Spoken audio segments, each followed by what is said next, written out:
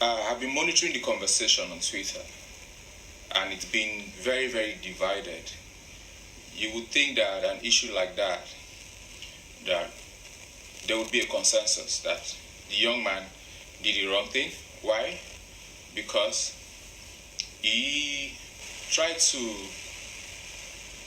have a sexual contact with a woman that couldn't say yes or no to him, obviously because she was asleep. Now, I had seen a short video of that earlier, thinking that it was consensual because there was no sound. Then I saw a longer one, and then I realized that she was actually sleeping.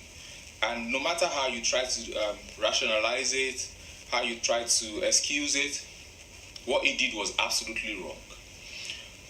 The point I don't want us to miss at a time like this, which we always do in Nigeria, is the fact that we have a teachable moment.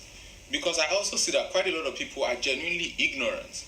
They didn't see anything wrong in what he did. I saw tweets like, but she was doing it with Beyonce. So what's the difference? The difference is just one word, a very, very big word: consent.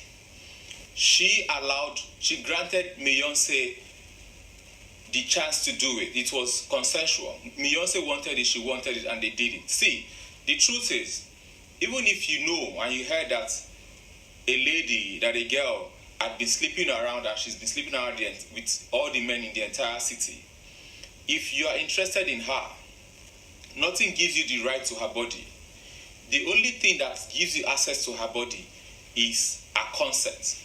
She's saying, yes, I also want it. And then you can do what you guys both agree to do. Outside of consent, if you try to do it and you succeed at doing it, it's called rape. That's why it's an issue. So for those of us that don't know, it's a good time for us to know. But for those that know, we need to be very, very careful. We need to understand that the fact that you know something and somebody else doesn't know, it doesn't make the person exactly a barbarian. Let's not miss out on the opportunity to teach people, to let them understand why this is an issue. As a nation, we have a big issue with rape, and that's the truth. We follow the news every day. We follow the headlines, at least if you don't read the news, and you hear different things like father rapes daughter, gate man rapes August's daughter, and all of those things. It doesn't make us look good.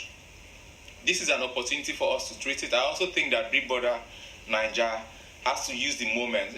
For once, let's not bring in the celebrities. Let's bring in experts on this issue to speak to the housemates. And of course, by speaking to the housemates, they'll also be addressing a huge number of people, not just in Nigeria, but across the continent. Let us not miss this moment to use it to treat one of the biggest social issues in Nigeria, which is rape. I also realized that a lot of people were trying to excuse what Kemen did by saying, but Debbie Rice did the same thing. I saw the Debbie Rice video. There was no consent. The young man, I think Bassi, didn't grant her consent. But the fact that somebody has done something wrong does not excuse another person to do what is wrong. So it's also important, again, for Big Brother to let Debbie Rice know that what she did was wrong. I don't decide whether they will send her out of the house or not, but it is important to let her know that what she did was wrong, so that other young girls out there can understand that the fact that you like a boy and you're tripping for him does not give you the right to go kiss him when he's asleep, except you guys were already into some sort of consensual relationship. So for everybody, let's stop fighting one another. Let's see this as an opportunity to learn, or as an opportunity to teach, or as an opportunity to listen. Nobody knows it all. Our societies are evolving, and moments like this are only good if we learn from them. If we don't learn from them, the next generation will make the mistakes that we make. Those